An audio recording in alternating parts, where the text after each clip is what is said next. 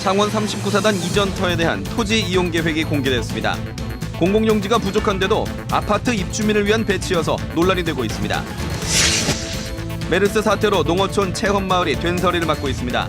마을 주민들은 안심해도 된다며 찾아줄 것을 호소했습니다. 경남도의회 무상급식 중재가 무산됐습니다. 도청과 교육청이 선별급식에 대한 의견 차이를 줄이지 못한 탓입니다. 전통시장을 위한 상생기금이 일부 상인의 호주머니로 들어갔습니다. 폐쇄적 운영과 감시가 없었던 점이 문제로 지적되고 있습니다.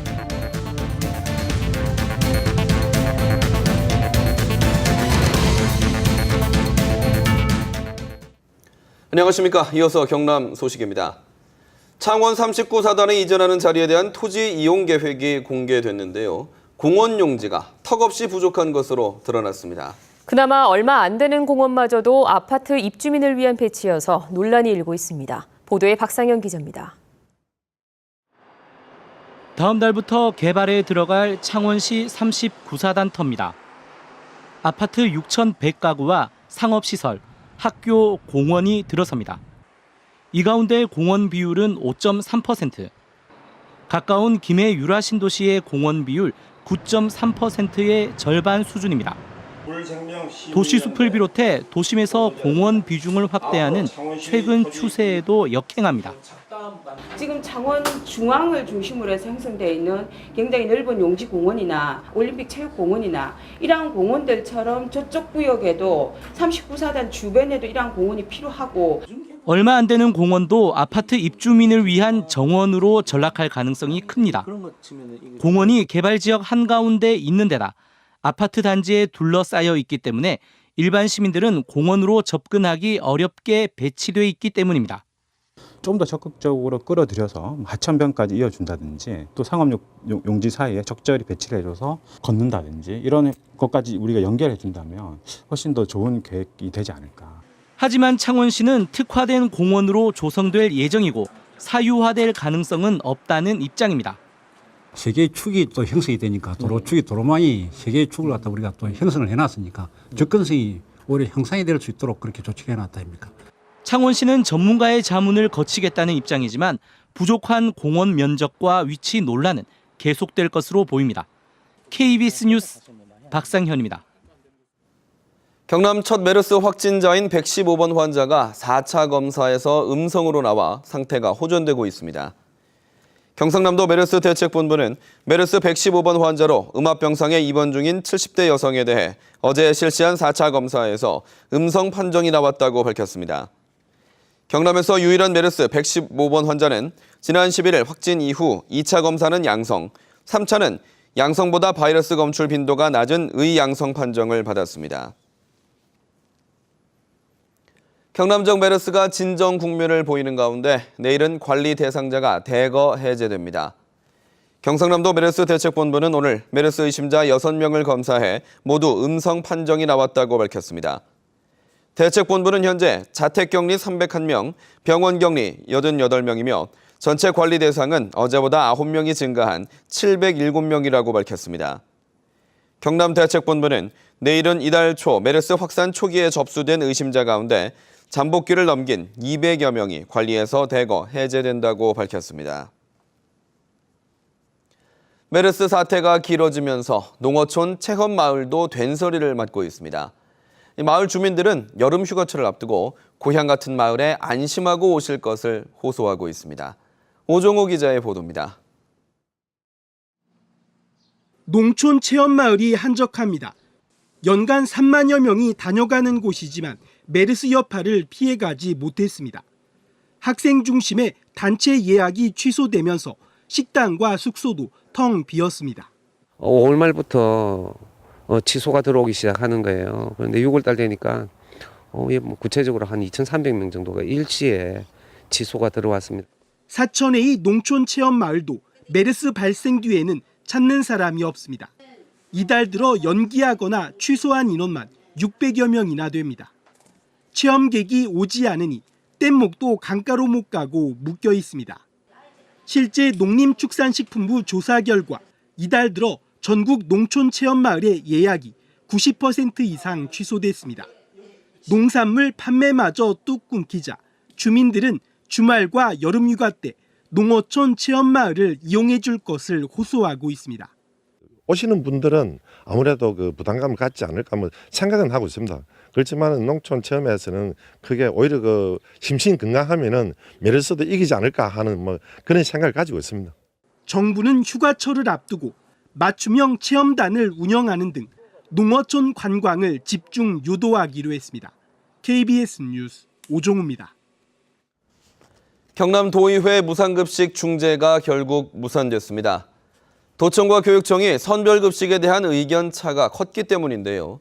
중재가 무산되면서 도의회는 도교육청을 대상으로 행정사무조사를 하기로 했습니다. 송현준 기자가 보도합니다. 올해 갈등과 분열을 야기했던 무상급식 중단 사태. 경남도의회가 중재안을 제시한 데 이어 세 차례 중재회의를 개최했지만 결국 도청과 교육청의 이견을 좁히지 못해 중재를 포기하고 나섰습니다. 많은 분들이 기대를 하셨는데 좋은 결과를 내지 못해서 죄송하다는 말씀 드리겠습니다. 경남도는 소득을 기준으로 선별급식과 함께 교육청이 도청 감사를 수용해야 한다고 최종 입장을 밝혔고 교육청도 급식 대상자를 선정할 권한을 인정해달라며 양측 모두 주장을 굽히지 않았습니다. 경남도의회가 학교급식 중재를 중단하면서 무상급식 중단을 둘러싼 갈등과 반발은 다시 원점으로 돌아가게 됐습니다. 중재 무산과 함께 경남도의회는 도교육청에 대해 이르면 다음 달부터 행정사무조사를 하기로 했습니다. 특위를 구성해 학교급식 예산이 제대로 쓰이고 있는지와 교육청 자체 예산으로 무상급식이 가능한지를 확인하겠다는 겁니다.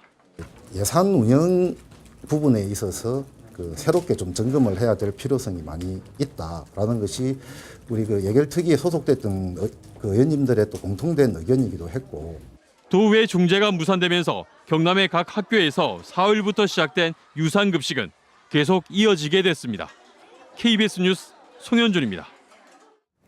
창원에 대형마트 한 곳이 입점했는데 주변 전통시장 상인에게 상생협력기금으로 14억 원을 지급했습니다. 그런데 이 돈의 대부분이 상인회장과 일부 상인들의 주머니로 들어갔습니다. 집중 취재 먼저 김준원 기자입니다. 올해 입점 예정인 창원의 한 대형마트입니다.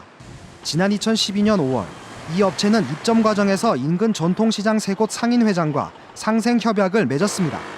대형마트가 입점하려면 주변 1km 안 전통시장 상인회와 상생협약을 맺도록 명시돼 있기 때문입니다. 입점으로써 생기는 그런 피해 같은 거 있잖아요. 그런 걸 좀 보상해드리기 위해서 발전기금을 이렇게 지원을 하는데요. 하후에 어떻게 지원되는가는 그건 시장연합회의 몫이라고. 이 대형마트가 전통시장 3곳에 지급한 기금은 모두 14억 원. 이 돈 가운데 4억 9,500만 원은 경남 상인연합회장이 챙겼습니다. 나머지 9억 500만 원은 전통시장 3곳의 상인회 회장 3명과 일부 회원이 3, 4천만 원씩 가져갔고 나머지 회원들에게는 100만 원에서 1,000만 원씩 지급됐습니다. 전통시장 시설 개선에는 한 푼도 사용되지 않았습니다. 이런 상생협약이 체결되고 있다는 것도 사실 상인회원들은 잘 알 수도 없는 상황이었고요.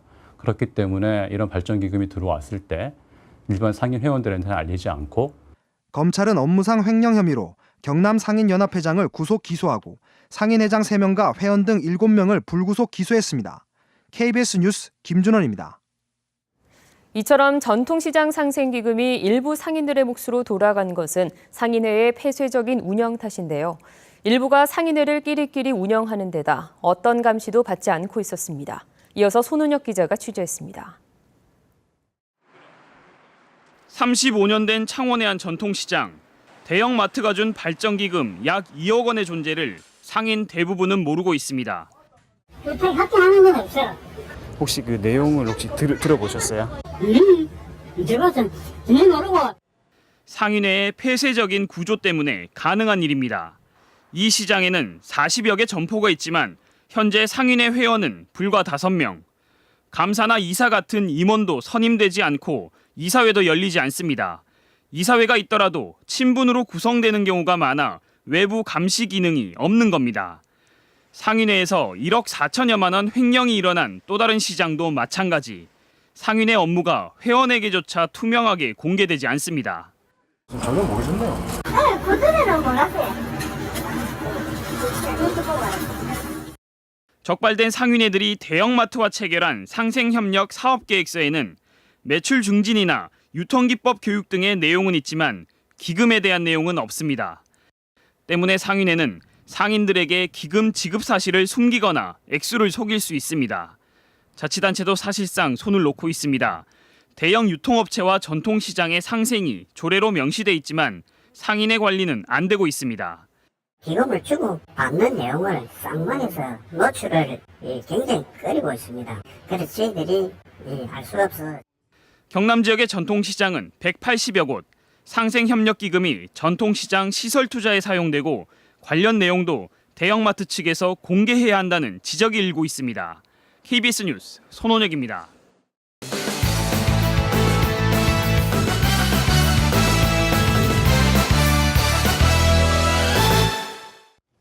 주요 단신입니다.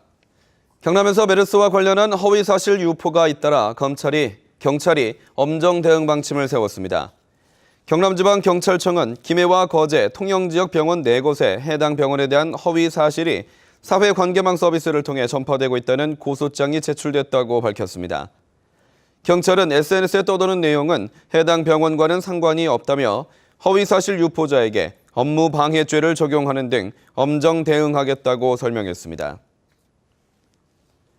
진주 혁신도시로 이전하는 11개 공공기관과 유관기관 등이 산학관 상생발전협력협의체를 구성합니다. 협의체에는 경상남도와 진주시, 경남테크노파크, 대학을 비롯해 이전 기관으로는 LH공사와 남동발전, 중소기업진흥공단, 국방기술시험원 등 20개 기관이 참여합니다. 협의체는 경남발전 전략산업 발굴과 이전 공공기관의 정착 지원 사업, 경남 대표 산업 육성을 위한 산학관 연계 사업, 지역인재 육성 사업 등 6개 분야에 집중하게 됩니다. KBS 창원 시청자위원회는 오늘 열린 6월 정기회의에서 메르스 사태와 도교육청의 무상급식 중재 등 현안에 대해 KBS가 더 적극적으로 관련 정보를 제공할 것을 요구했습니다. 시청자위원들은 무상급식 논란이 경남도청과 교육청의 감정 싸움에 그치지 않도록 시청자들은 정확히 알 필요가 있다며 관련 내용을 뉴스에 적극적으로 반영할 필요가 있다고 지적했습니다. 또 메르스 사태로 인한 지역경제 침체가 지속되고 있다며 영세 상인 등 피해자를 도울 수 있는 관련 방송이 필요하다고 말했습니다. 오늘 오후 5시 50분쯤 김해시 외동의 아파트 신축 현장에서 높이 40m 규모의 땅에 파일을 박는 대형 공사 장비가 넘어졌습니다. 이 기계는 인근 아파트 단지 외벽을 깨고 놀이터 쪽으로 넘어졌지만 다행히 인명피해는 없었습니다. 김해시와 경찰은 신축 현장에 집안이 약해 넘어진 것으로 보고 사고 원인을 조사하고 있습니다. 경남 소식이었습니다.